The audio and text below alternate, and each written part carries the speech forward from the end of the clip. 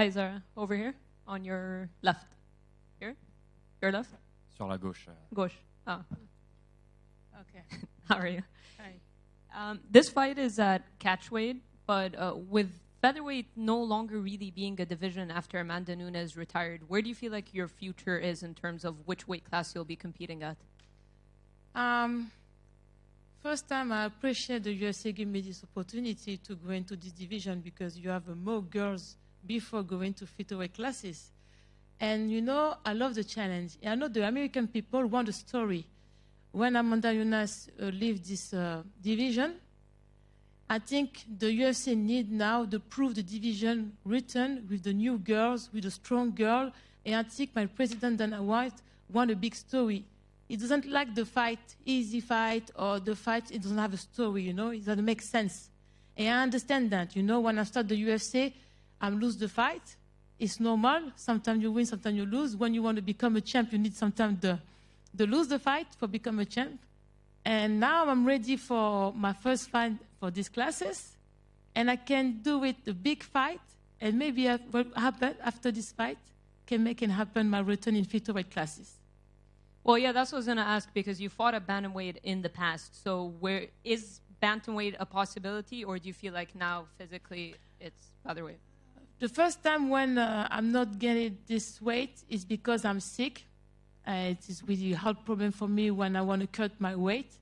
But now it's different. I'm changed my team also. Now I'm from Sweden. And this team is really beautiful team. I'm training really hard. It's the same team that Khamzat Chimaev. And it's too different, and you can see tomorrow, Saturday, my fight. Yeah, you literally took me to my next question. How has the training camp been like, and who are some of the people you've been working with? The what? How is the training camp, and who are some of the people, the training partners? My training camp is really good. Now I'm staying 3 months in Sweden, you know. It's really different. I'm working a lot to strategy and my wrestling also. And I can do it, a good fight Saturday. I'm good. I'm ready for my return. It's a new story for me with the UFC. The UFC gave me this opportunity. That's one I like because when you lose the fight, the UFC try to keep going again. That's the mentality American. I like it. And if I'm going this, it's not just, it's possible the UFC gave me the opportunity to go into featherweight classes, but it doesn't make sense now, really. But now I'm ready for these classes, for trying, and let's go for the big victory and return again in USA, maybe after in featherweight classes. And yeah, I was going to ask you if there's any pressure because of your past result, but I'm sensing excitement from you. So are you feeling any pressure, or is it kind of excited for a new chapter? It's not a big pressure, but because you need a little bit pressure, you know, it's a fight. I'm not going to dance. But it's a good pressure. My country now is the first time, 10 years, is really important for me to fight my country. I have my kid also, can look at me, my 3 kids. It's first time for me, I'm really appreciate. It's a good pressure now. And one last one for me. You got a change in opponent about 10 days ago. How much did that change in your training camp? Because obviously they have slightly different styles. I told you the reality, it doesn't change nothing. Because my team worked with me a lot also for my mindset. And explained to me sometimes, it's the same in the life. You don't know why you don't have a problem. You don't know anything every day when you have what making it happen. You need to stay focused on your work, professional, and let's go. Thank you. In English or? Sorry, my English is not really good, but I'm trying. Oh, if I had to ask in English. You want to speak in French? Yeah. Okay, let's go. Okay. Bonjour Zara. Bonjour. C'est une réalité, pas un jugement. Tu n'es pas la combattante la plus reconnue sur tout le panel français sur cette UFC. Est-ce que tes plans sont de changer cette réalité-là avec une grosse performance samedi? Je pense que la reconnaissance, elle est importante déjà sur soi-même. Je ne suis pas quelqu'un qui m'attache à la reconnaissance des autres. Moi, j'ai la reconnaissance du travail que j'ai accompli pour arriver là. Mon premier objectif était de faire découvrir le MMA aux femmes, à montrer déjà avant même qu'une femme peut combattre en France et intégrer une grande industrie comme l'UFC. Et c'était déjà un gros défi et je l'ai fait. Et je l'ai réussi d'être la première Française à signer à l'UFC. Et cette reconnaissance-là, je l'ai approfondie par rapport à tout ce que j'ai pu accomplir, tous les efforts que j'ai fournis pour être là aujourd'hui. Alors après, je rejoins ce que tu dis par rapport aux résultats où je ne suis pas la plus attendue sur la carte. Mais en tout cas, je suis fière de ce que j'ai accompli parce que peut-être c'est grâce aussi à cette combativité que j'ai eue, peu importe le résultat de mes premières expériences avec l'UFC, qui a fait qu'aujourd'hui, qu'il y ait d'autres combattantes françaises aujourd'hui sur la carte. Parce que quand j'ai commencé les MMA, ce n'était pas légalisé encore en France. Et on m'a toujours dit « Ah, tu n'arriveras jamais à l'UFC, c'est pas reconnu, rien. » Ben aujourd'hui, ben voilà, on y est. Il y a eu le premier UFC France, je suis là. Et il y a encore d'autres Françaises qui ont signé à l'UFC. Donc pour moi, c'est la plus belle des victoires que j'ai pu avoir. Même si elle n'est pas reconnue à titre de victoire d'un combat. Mais pour moi, ça a fait partie d'un grand combat dans ma carrière. Deuxième question, du coup, tu m'as parlé de ton combat pour le MMA féminin. Est-ce que du coup, ce serait important pour toi que Manon arrive à chercher cette ceinture pour justement développer le sport féminin et le MMA féminin en France? Pour moi, une ceinture, ce titre révèle la réussite de l'accomplissement d'un travail fait.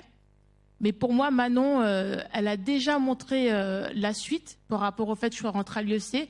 Elle a montré la suite des possibilités qu'on peut s'approcher au plus près de la victoire. Pour moi, ça ne va pas ramener quelque chose de différent, dans le sens au niveau de l'implication des femmes dans le sport, quelle qu'elle soit. Mais ça va montrer que tout est possible quand on le décide. Et l'histoire de Manon, elle est formidable. Parce que quand je regarde la suite, première française qui a signé à l'UFC, Zara Fern, s'il peut y avoir la suite, première française féminine, Manon Furio, ben, je peux vous dire que oui, je suis fière du combat que j'ai accompli du coup, depuis le départ. Merci beaucoup et on te souhaite vraiment de faire un statement, comme les Américains disent samedi soir.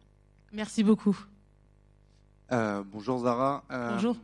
Une question, puisque ça a été difficile à l'UFC d'enchaîner les combats, on sait qu'il y a eu pas mal de galères, etc. Mais sur le dernier combat que tu fais, on voit qu'il y a de nets progrès.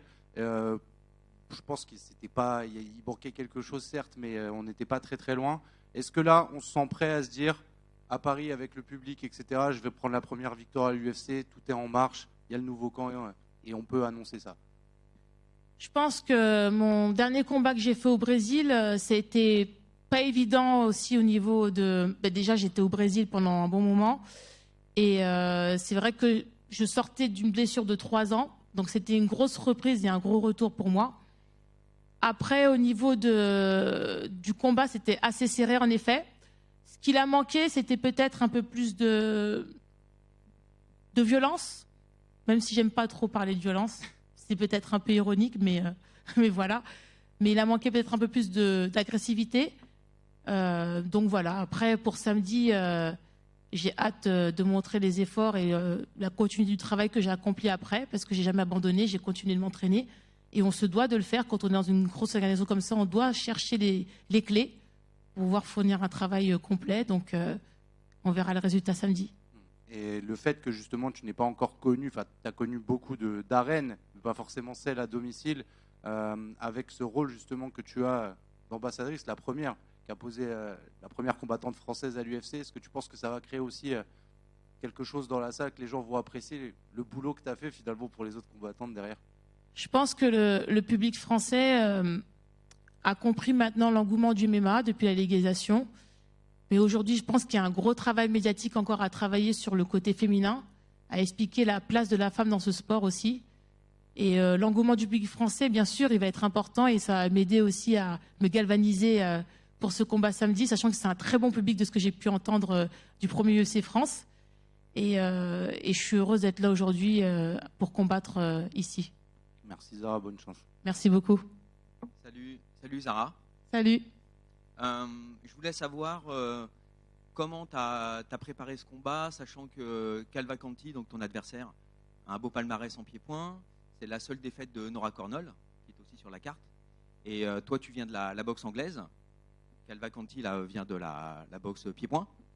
Est-ce que tu as bien étudié, enfin j'imagine que vous avez étudié son profil sous toutes les coutures.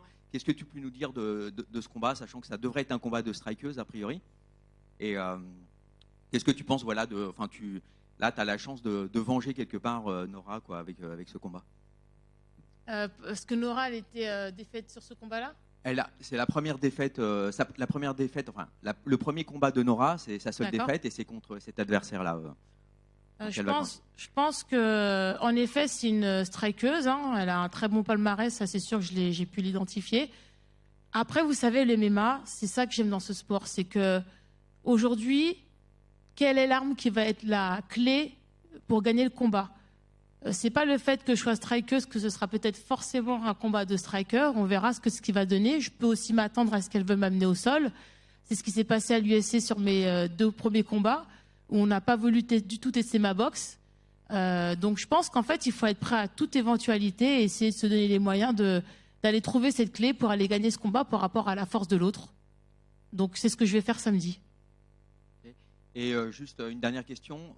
Rose, tout à l'heure, s'est définie comme une artiste martiale. Oui. Est-ce que c'est un terme qui te convient plus que sportive encore, sachant que toi, tu viens de la danse à l'origine, avant même l'anglaise? Alors, je vais pas me comparer à Rose parce que vu le palmarès et son histoire qui est incroyable, voilà. Mais en tout cas, je te remercie de cette question. Mais je pense que le titre artiste martial me convient bien parce que c'est vrai que je viens de la danse. J'ai dansé pour des grands artistes avant.